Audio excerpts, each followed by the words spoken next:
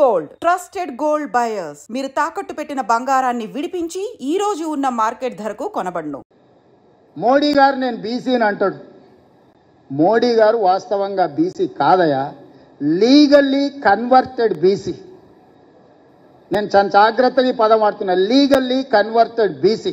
2001 వరకు ఆయన ముఖ్యమంత్రి కానంత వరకు ఆయన కులము గుజరాత్ రాష్ట్రంలో ఉన్నత వర్గాలలో ఉండే.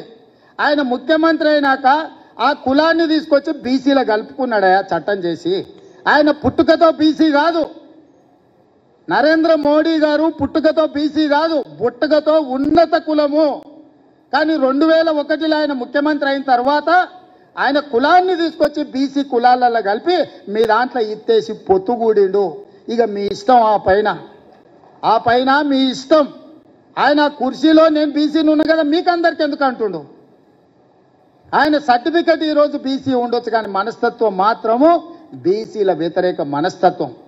బీసీ ప్రధానమంత్రి అయితే 2021లో జనాభా లెక్కలు ఎందుకు చేయలేదు, జనాభా లెక్కలలో బీసీ కులాల లెక్కెందుకు తేల్చలేదు. ఇవాళ 2025లో బీసీ లెక్కలు మొత్తం జనాభా లెక్కలు కడతాం అంటుండు. నేను ఈ వేదిక మీద నుంచి డిమాండ్ చేస్తున్నా నరేంద్ర మోడీ గారిని, రేపు చేయబోయే జనాభా లెక్కలల్లో బీసీ కులాల జనాభాను కూడా జనాభా లెక్కలలోనే చేర్చి నీకు చిత్తశుద్ధి ఉంటే లెక్క కట్టు, లెక్క తేల్చు. ఇవాళ మేము చేసింది తప్పు అంటున్నారు కదా. తెలంగాణ రాష్ట్రంలో కూడా కేంద్ర ప్రభుత్వం కులగణన చేసినప్పుడు, మొత్తం జనగణన చేసినప్పుడు జనగణనలో కులగణన చెయ్యి, ఇల్లు తిరుగు లెక్కలు రాయి. ఆ లెక్క తీసుకొచ్చి ముందల పెట్టి కాంగ్రెస్ పార్టీ రాహుల్ గాంధీ గారు చేసిన లెక్క ఇది, నరేంద్ర మోడీ చేసిన లెక్క ఇది అని రెండింటిని పక్కన పెట్టి చూపించు. బలహీన వర్గాలది ఇప్పటి వరకు లెక్కనే చేయలేదు మిత్రమా.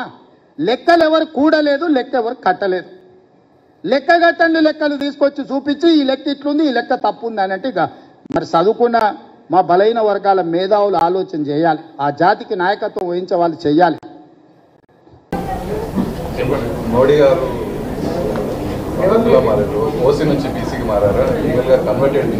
ఇప్పుడు మనిషి పుట్టేమంటే కూ అని పేరు పెడతాను చూడాల.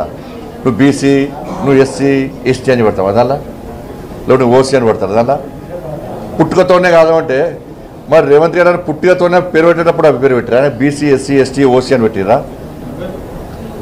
అంటే ఒక ముఖ్యమంత్రి స్థాయిలో మాట్లాడే సందర్భంలో ఒక ప్రైమ్ మినిస్టర్ మీద మాట్లాడితే దేశవ్యాప్తంగా సంచలనం జరుగుతుందని చెప్పి, సంచలనం ఉంటుందని చెప్పి ఆ దిశతో మాట్లాడడం మంచి పద్ధతి కాదు.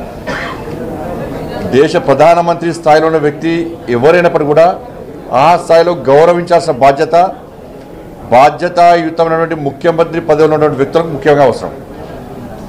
దేశంలో ఎవరైనా గౌరవించడం, కానీ బాధ్యతాయుతమైనటువంటి గౌరవ పదవి ఉన్నటువంటి బాధ్యతలు ఉన్నటువంటి ముఖ్యమంత్రి గారికి అవసరం ఇది. ఒక ప్రధానమంత్రి మీద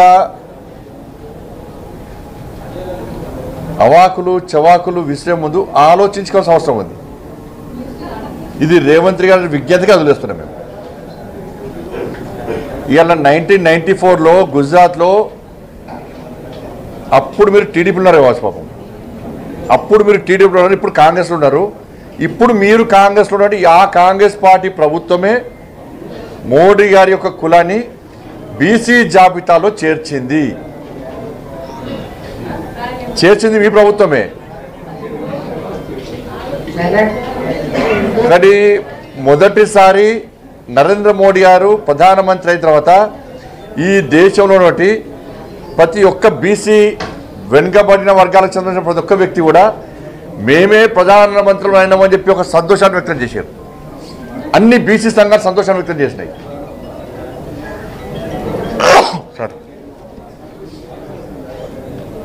ఒక బీసీ వ్యక్తి ప్రధానమంత్రి అని చెప్పండి.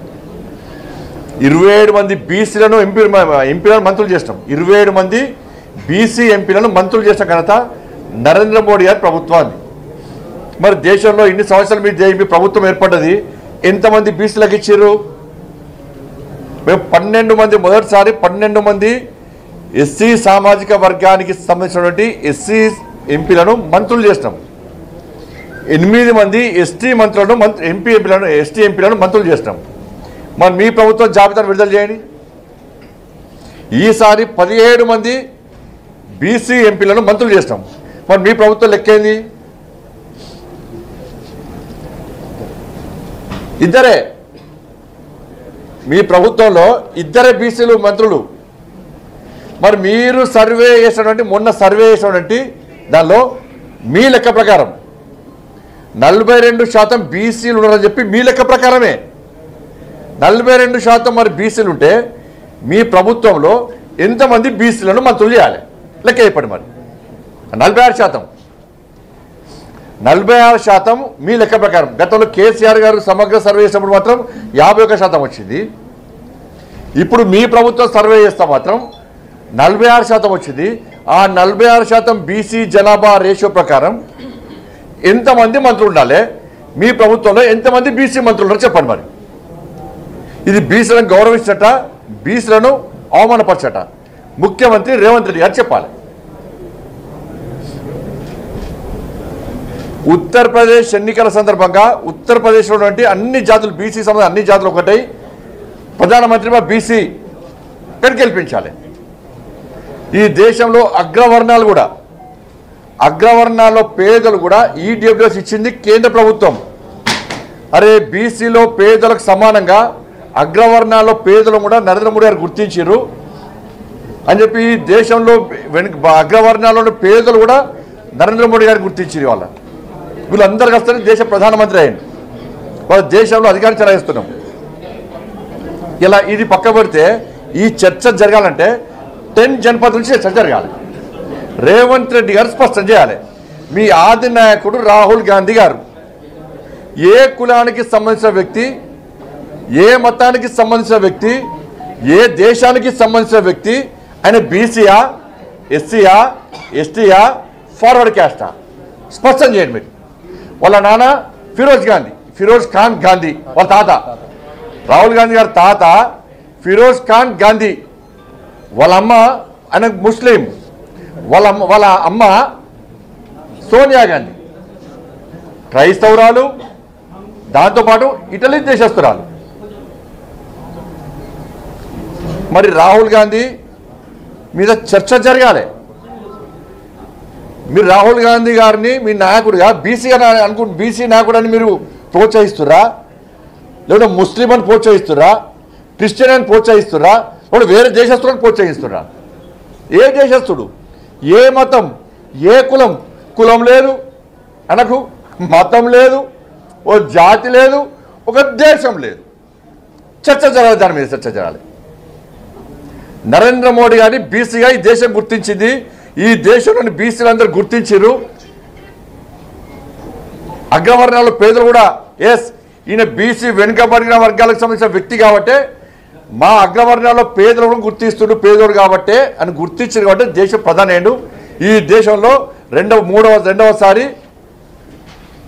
మూడోసారి భారతీయ జనతా పార్టీ అధికారంలోకి వచ్చింది, ముచ్చటగా మూడోసారి.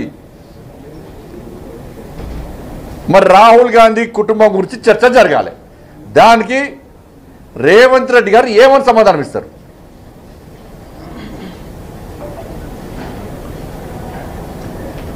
కొరువుతో తల కొట్టుకోవడానికి ఇదే. మీరు 6 గ్యారెంటీల గురించి మాట్లాడుంది అంటే నేను మళ్ళీ చెప్తున్నా. మరి దీని మీద ఎమ్మెల్సీ ఎన్నికలు జరుగుతున్నాయి, 3 ఎమ్మెల్సీ ఎన్నికలు జరుగుతున్నాయి.